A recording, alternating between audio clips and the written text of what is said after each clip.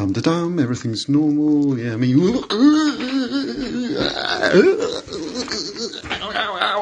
bit by the dog. Ow. Hi everyone, Martin here. Welcome to the Inner Loop.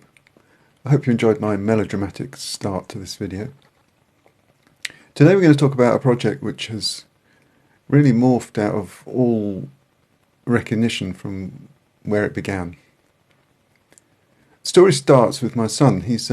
He's an avid collector of typewriters, which in these modern days is quite an interesting hobby. So as he's been collecting these typewriters, it occurred to me that couldn't I turn one of them perhaps into like a home printer? Try and put it on our home network and then automate the pressing down of the keys. So in theory that doesn't actually seem to be too hard. You just need some motors or something to press the keys down and a bit of code to, interface, a bit of USB. You can print a file to it and out it'll come out of the typewriter. Now I know that there's electric typewriters and there's printers and all the rest of it, but the idea really was to make a kind of a fusion between ancient typewriters and modern technology. So I was thinking long and hard about how to achieve this, and decided that what I probably needed was either a robot which could move around and press the keys down, or maybe more simply some like solenoids. So the solenoids would be located above each of the keys and would just, press the keys down. But a quick search on Amazon reveals that solenoids cost like £6-8 each. And with 30 keys, this is becoming quite an expensive project. So I had another thought. Instead of trying to go for this thing straight away, is maybe just try and investigate what other ways there are of pressing a key down. And I settled on these little SG92 servo motors. The appeal of them was I could get a pack of 20 for about £15, and they actually actuate in two directions, either left or right. So I figured with 10 of them I could potentially press down 20 keys, either go this way or that way. And as a quick, almost low-cost startup, I thought that would be the best way to start this project off. So I found that these servo motors were really easy to control. All they need is a little pulse, which I could provide with my Raspberry Pi Pico, which this project was going to be based around. And so all I had to do was just sellotape a Sharpie to one of them and try and draw a picture. It became abundantly clear that these servo motors were not going to be strong enough to press down a key on a typewriter in such a way that it would actually make an impression on the page. So at this point the project needed a bit of a rethink. So this was the branch point. I could either try and respect the original idea of the project, or respect the fact that I've already spent money on servo motors. It's a bit lost in the mists of time now, quite what happened in my head, but I decided that what I probably really should do is use the servo motors and create some kind of automated pinball machine instead. Servo motors would whack around a little ball inside some box, because I figured these motors would probably be strong enough to hit a little steel ball. In order to do that, it occurred to me that I would probably need some kind of metal detector, so I could detect the ball and then whack it. And from that, these Colpitts oscillators. I built these Colpitts oscillators. It's just a transistor and a couple of capacitors. And what they do is, with this coil of wire, they actually oscillate at really quite a high frequency. And having looked online a bit, I discovered that actually that high frequency signal I can stick straight into my Raspberry Pi and it will measure the frequency, which is quite easy. And then, knowing the frequency, what happens when you put some metal inside a coil of wire is it changes its inductance. The inductance changes the frequency, and you've detected that something's happened. And here is a little video of me actually having that first light bulb moment as the numbers on the screen are changing as I'm sticking a piece of metal in the coil. Now, actually, the truth being told, I didn't have a wooden box. I was going to make it around that piece of hardboard, but I didn't actually have one. And when I started putting balls on my desk without any edges on the hardboard. They just basically got flicked off the desk and deep down into that coil of wires that lie at your feet, and you never want to go there. So the pinball machine was also looking a little bit uncertain. I did also discover that the response time between detecting the ball with the coil and the response time of the motor was actually quite long. And then there starts to be issues with timing, like which way is the ball going? And that's why I ended up building two. The frustration of balls falling on the floor was too much for me. I thought that maybe there may be some musical possibility instead. And I designed a digital to analog converter. You can see a picture of it here. And then the thing was to be able to make sounds. And here's a few clips of me using the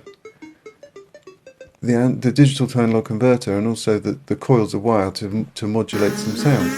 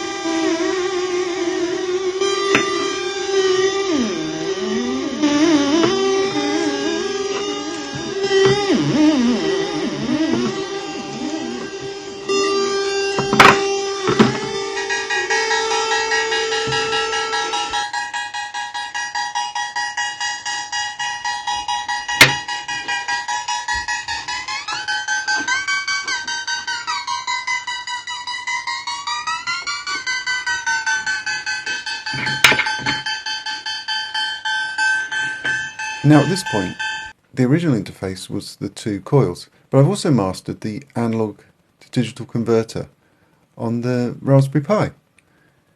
The always next step on this project is not just a noise maker, but it can actually accept incoming audio and create outgoing audio. So this is clearly a guitar pedal project. And so off I went, turning this into a guitar pedal. Turns out that the Raspberry Pi Pico, since it's only a £4 microcontroller, the built-in analog to digital converter is actually quite noisy. There's lots of hacks and cunning things you can do to try and improve the situation, and also my electronics design was very poor in terms of I had my input and output signals quite close to each other, and as you can hear, it turns out to be quite actually noisy. So that was the end of the guitar pedal project. So time for the project to move on and cue Mark Dana and his palette build project. There's a link to this in the description below, but it really describes how I ended up where I am now. One thing I enjoy doing is making robots with my 3D pen. And I've made quite a lot of these. I've even made some dioramas for people, some sort of scenes of, you know, a wood turner turning his wood and my daughter psychoanalyzing people. These are quite easy to make with a 3D pen. But then my wife bought this chap, and it gave me the idea that instead of having these fixed joints, I need to make something that can animate.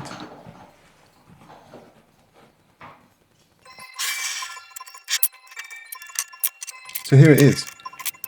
I'm going to make it with flexible joints this time, and we can use those servo motors to actually animate it. Here it is, the final creation. Here it is, the final creation, and you see it's got two servo motors. Now the strings go down to an arm and a leg. So one servo motor can be in one of three positions: middle, up or down. So when it's up, it pulls the arm up, and when it's down, puts the arm down and lifts the leg up. And in the middle, both arm and leg are Both arm and leg are down. So in this case, this one is up, the leg's up, but the arm's down. This one, they're both in the middle. The robot's attached by a string fishing wire from here down to here, and also a couple on the sides because it tends to swing about without some extra support. It's got just this control box with a Raspberry Pi inside, and it runs off any old battery, or any USB socket. So when I plug him in, he will reset himself, so the right hand servo should go to the middle. There we go. Now, it's got 3 modes, this. The middle mode, here, I'll select. You can see the LED is kind of throbbing. In this mode, he will stay in sync.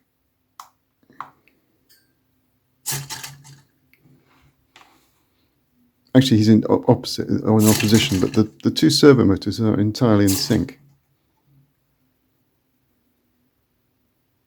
And they're just going to move up and down at this pace.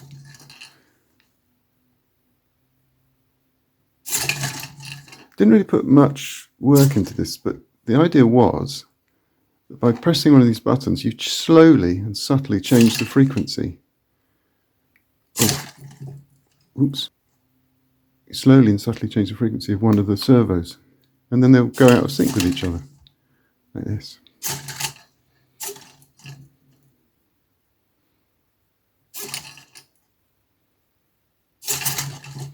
Now the left-hand one's got slightly slower. So this will create some kind of oscillating dance. I'll film it and we'll see what it creates.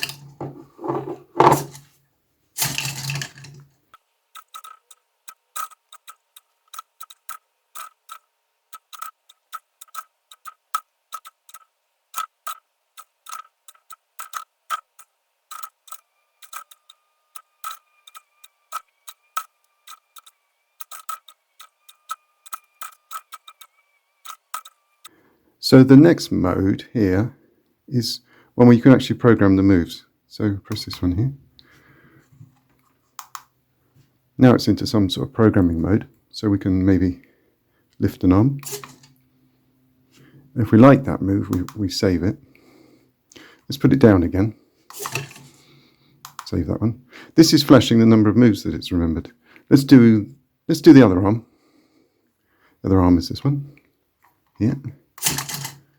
Remember that. Put the arm down again. Remember that. Then let's do the leg this side.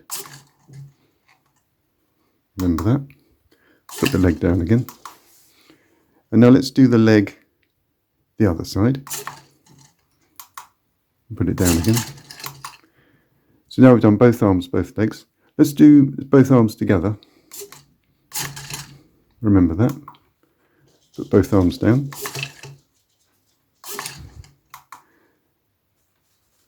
Then we'll have a pause, so we don't do anything. Now, just to show that it really does work, we'll remember a step with both feet in the air. We'll do a little jump. But let's do a couple of jumps.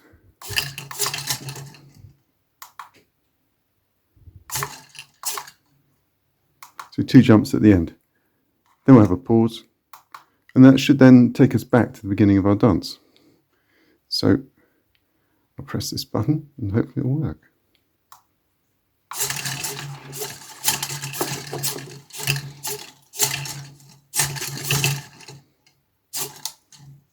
Here's our jump.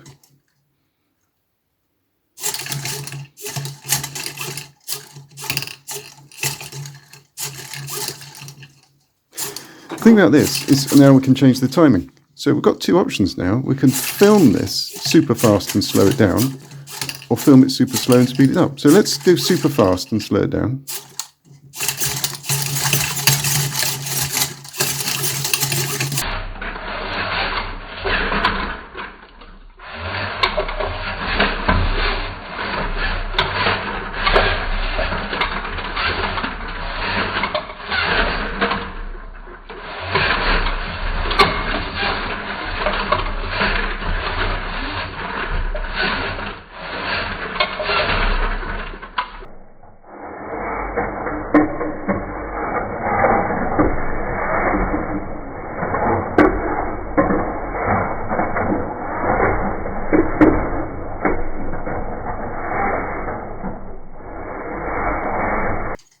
And now we'll slow him down a bit.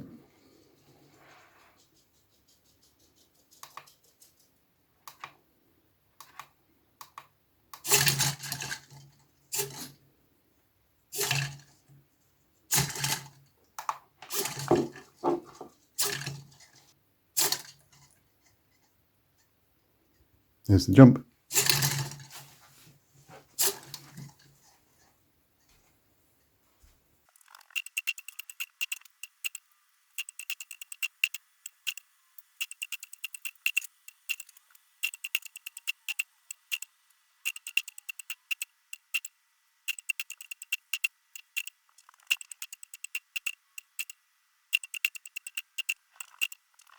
I like the last version where we film it in long time and then speed it up, because it takes away the jerky nature of the servo motors. And that's really what this whole project has been about, actually. It's been trying all sorts of different things, about fiddling with metal detectors and seeing the possibilities with them. It's been about playing with audio. There's another video coming out about that soon. It's been about trying to have a go at analog to digital conversion and the pitfalls of that. It's been about experimenting with these servo motors, and certainly the SG90s are the absolute budgets. I had 10 in the packet and 2 of them didn't work at all.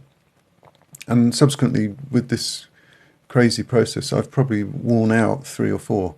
So they're not the best, but in terms of getting started with servo motors, they're brilliant. They also don't appear to be ideal for this application because they're too fast. What I really needed was something more like a stepper motor that can move a lot more slowly. But keep your eyes peeled for the next project where maybe I'll be having a look at that. So I've been Martin, this is the Inner Loop. Thank you so much for watching. I hope you've learned something, and if you want any, so thanks for watching. If you want any further details of the servo motors or the code that I wrote or anything else, just hit me up in the comments below. So on that note, I will see you next time on the Inner Loop.